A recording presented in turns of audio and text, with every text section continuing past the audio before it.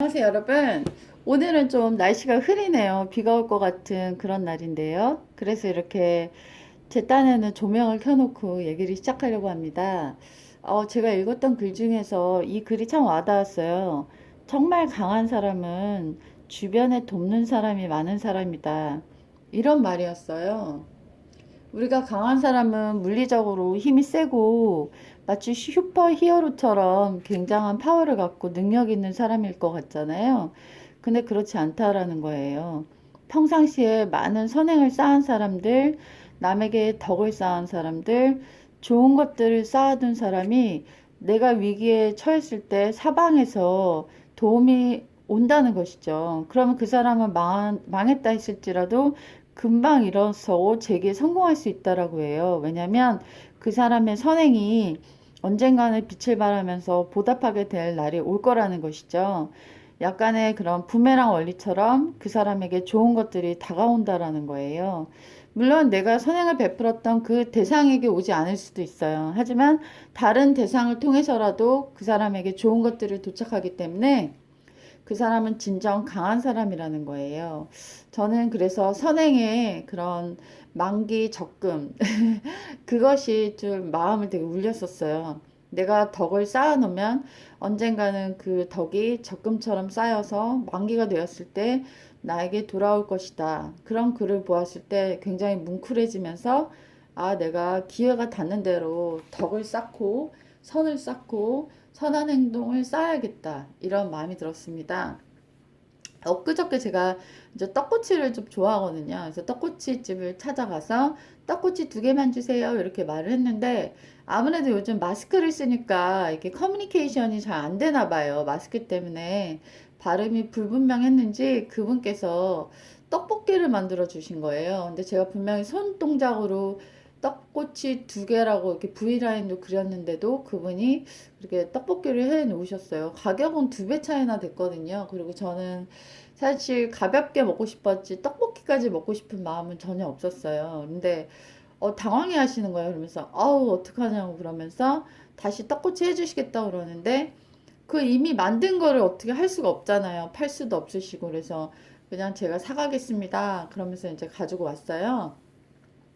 근데 좀 떡꼬치는 그 집이 되게 맛있었는데 떡볶이는 너무나 맛이 없는 거예요. 제가 제일 싫어하는 맛이었어요. 네, 그래서 좀 한숨을 쉬면서 먹었는데 저는 이제 그분을 배려한다고 한 건데 저한테는 별로 좋지 않은 그런 거였어요. 하지만은 중요한 거는 제가 어찌됐건 이제 배려했다는 거고 내가 그분의 실수를 덮어줬다는 것이잖아요. 그렇다면 저도 살다 보면 실수를 안 할까요? 실수를 하죠. 되게 많이 하거든요. 근데 내가 실수를 했을 때마다 낱낱이 그것을 이렇게 말하는 사람이 생길 수도 있지만 제 실수를 덮어주는 그런 사람도 저는 분명히 만날 수 있을 거라고 생각하거든요. 왜냐하면 내가 쌓은 대로 내가 받기 때문이죠. 사람들은 여러 가지 뭐 재테크나 뭐 이런 것들에 관심이 많지만 실제로 덕을 쌓는 것이나 선행을 쌓는 건 남모르게 좋은 것들을 하는 것에 대해서는 그다지 많은 관심이 있는 것 같지 않아요. 그런데 그런 것들이 나와 내 가족과 내가 사랑하는 사람들에게 얼마든지 보답으로 올 수 있다라는 거를 많이 놓치는 것 같아요. 그래서 저는 살면서 제일 많이 쌓아야 될 게 덕이고 제일 많이 해야 할 게 선행이고 제일 많이 해야 될 게 좋은 말들, 칭찬하는 말이 아닐까 이런 생각이 듭니다. 언젠가 만기가 되었을 때 사방으로 도착할 도움들 생각만 해도 굉장히 벅차고 기분이 좋고 감동적인 것 같아요. 요즘 사람들이 많이 어렵다라고 하잖아요. 네, 어렵다고 하고 힘들다고 하는데 엊그저께 제가 뉴스를 보다가 되게 20대 경비원한테 갑질하는 20대 외제차남의 그런 보도를 봤습니다. 근데 사람들 댓글 중에 굉장히 인상적인 댓글이 있었는데요. 그 갑질한 그 나쁜 20대 남자한테 온갖 모든 나쁜 것이 그 사람에게 도착되기를 누군가 그런 댓글을 썼어요. 그걸 보면서 좀 많은 게 느껴졌어요. 우리가 마음으로 어떤 사람을 축복해 주는 것도 저는 분명히 그 사람한테 도달할 거라고 믿고요. 또 마음으로 저 사람 참 나쁘다. 잘 안 돼.